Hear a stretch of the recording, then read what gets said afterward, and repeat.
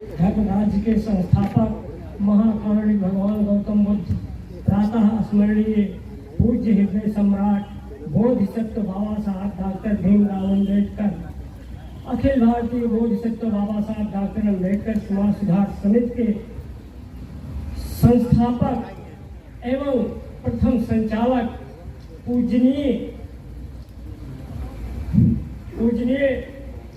निर्वाण प्राप्त आदि कृष्ण जी एवं मंचासीन वर्तमान संचालक जी, अध्यक्ष जी, इंजीनियर गौतम कुमार जी,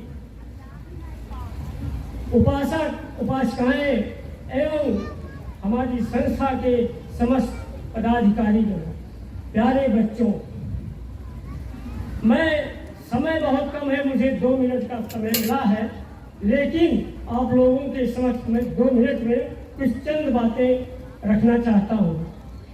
पहले तो तमाम वक्तागण मैं पिछले सालों में अपने संस्था के कार्यक्रमों में सुना हूँ कि बाबा साहब को लोग छठवां विद्वान कहा करते हैं।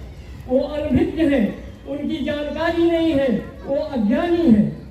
बाबा साहब विश्व के प्रथम विद्वानों में से हैं। हमेशा आप लोगों को कहीं भी चर्चा करनी चाहिए तो यही करनी चाहिए कि बाबा साहब डॉक्टर भीमराव अम्बेडकर विश्व के विद्वानों में प्रथम विद्वान हैं।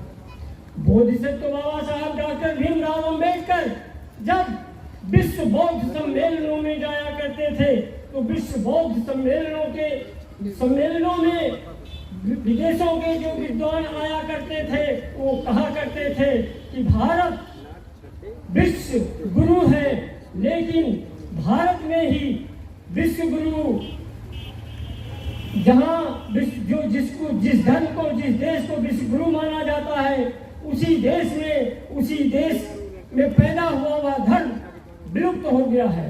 बाबा साहब ने कहा बिल्कुल सही है, लेकिन मैं ऐसा बोध वृक्ष गाड़ूंगा कि जो पूरे भारत को आच्छादित कर देगा।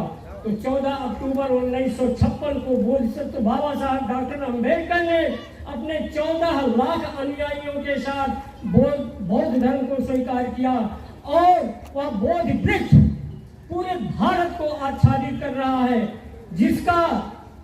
जिसको पनपाने में, बढ़ाने में और आच्छादित कराने में हमारी संस्था के प्रथम संचालक आरवी कृष्ण जी ये संस्था का निर्माण किया और संस्था का निर्माण करने के माध्यम से उन्होंने इतना उस बोध वृक्ष को इतना सींचा, जीवन भर सींचते रहे और हम लोगों को यह उपदेश देते रहे कि आप लोग आजीवन इस बोध वृक्ष की शाखाओं को पनपाने का काम कीजिए, पानी डालने का काम कीजिए और बौद्ध धर्म पुनः विश्व गुरु माना जाएगा। तो आप लोग बौद्ध धर्म के अनुसार आचरण कीजिए, कार्यक्रम कीजिए, अपने हित मित्रों को बुलाइए, उससे आपका भी कल्याण होगा, आपके बच्चों का कल्याण होगा, आपके समाज का कल्याण होगा, आपके देश का कल्याण होगा, यहाँ तक कि विश्व का कल्याण होगा। क्योंकि आजकल विदेशों में ये होड़ लगी है, एक देश दूसरे देश को पराजित करने का संकल्प लिया है। प्रत्येक देश अपनी सुरक्षा के लिए एटम बम और बारूदों की ढेर लगा करके और तैयार हुआ है। यदि विश्व युद्ध को बचाएगा तो सिर्फ भगवान गौतम बुद्ध का धर्म ही बचाएगा। इसलिए आप लोग स्वयं बौद्ध बने और अपने लोगों को बौद्ध बनाए और पूरे विश्व को बौद्ध बनाने का संकल्प लें। इन्हीं शब्दों के साथ मैं अपनी वाणी पर विराम लेता हूँ। जय भीम, नमो बुद्ध।